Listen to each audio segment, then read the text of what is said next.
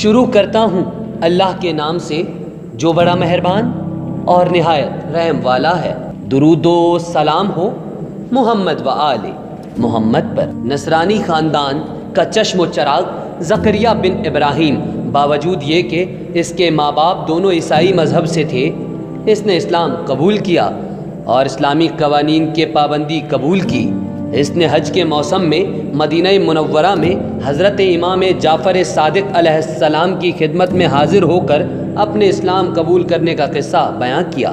اپنی تبدیلی مذہب کی تفصیلات بیان کرنے کے بعد آپ سے پوچھا، آقا میرے والدین اور باقی عزیز رشتہ دار نصرانی مذہب پر ہی ہیں، میری والدہ نابینا ہیں، مجھے ان کے ساتھ بیٹھ کر کھانا کھانے کی مجبوری بھی ہے، فرمائیے میرے لیے اسلام کا کیا حکم ہے؟ امام جعفر صادق علیہ السلام نے فرمایا، کیا وہ خنزیر کا گوشت کھاتے ہیں؟ زکریا نے کہا، نہیں اے فرزند رسول خدا، وہ خنزیر کے گوشت کو ہاتھ بھی نہیں لگاتے۔ آپ نے فرمایا، اچھا تو پھر ان کے ساتھ میل جول اور معاشرت میں کوئی حرج نہیں۔ اور پھر آپ نے اسے بطور خاص تاکید فرمائی کہ اپنی والدہ کے حق میں ان کا خاص خیال رکھا کرو، جب تک اس کی زندگی ہے اس سے نیکی و خوبی کا سلوک کرو، جب فوت ہو تو اس کا جنازہ کسی دوسرے کے سپرد نہ کرنا، خود ان کی تدفین کا خیال کرنا۔ اب جاؤ اور ادھر کسی سے اپنی اور میری ملاقات کا ذکر نہ کرنا، انشاءاللہ منا میں آپ کی اور میری ملاقات ہوگی۔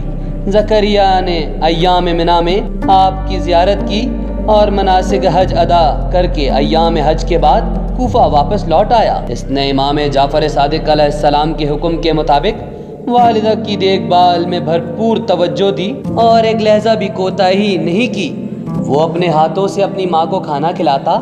ماں نے اپنے فرزند کے رویے میں تبدیلی دیکھ کر تعجب کیا۔ بالآخر ایک دن اپنے بیٹے سے پوچھا، آپ کی اس قدر خدمت گزاری کا سبب کیا ہے؟ زکریا نے جواب دیا، امی جان، ہمارے رسول اکرم کے فرزندان میں سے ایک ہستی نے مجھے آپ کے بارے میں اس طرح حکم دیا ہے۔ ماں نے کہا، بیٹا آپ کا دین مجھے اچھا لگ رہا ہے، ذرا مجھے اپنے دین کے بارے میں بیان کریں۔ جوان نے اسلامی تعلیمات کا ماں سے ذکر کیا تو اسے دین اسلام پسند آیا۔ اس نے اسلام قبول کرنے کی خواہش کا اظہار کیا۔ بیٹے نے ماں کو شہادتین کی تعلیم دی، ماں مسلمان ہو گئی۔ آداب نماز معلوم کیے اور ماں نے باقاعدہ نماز ظہرین اسلامی طریقے کے مطابق ادا کی۔ نماز مغرب و عشاء کی بھی توفیق نصیب ہوئی۔ اس رات کو آخری شب میں ماں کی حالت غیر ہو گئی اور مستر مرگ پر دراز ہوئی۔ اپنے بیٹے کو بلایا اور کہا، تو نے جو کچھ مجھے سکھایا تھا ایک بار پھر تکرار کرو۔ بیٹے نے پھر سے شہادتین تکرار کرائیں اور تمام اسلامی عقائد کا تکرار کروایا۔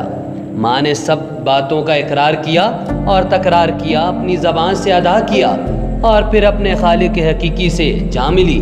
بیٹے نے صبح اسلامی آداب کے مطابق والدہ کی تدفین کا فریضہ ادا کیا اور نماز جنازہ پڑھ کر اپنے ہاتھوں سے والدہ کو سپرد خاک کیا۔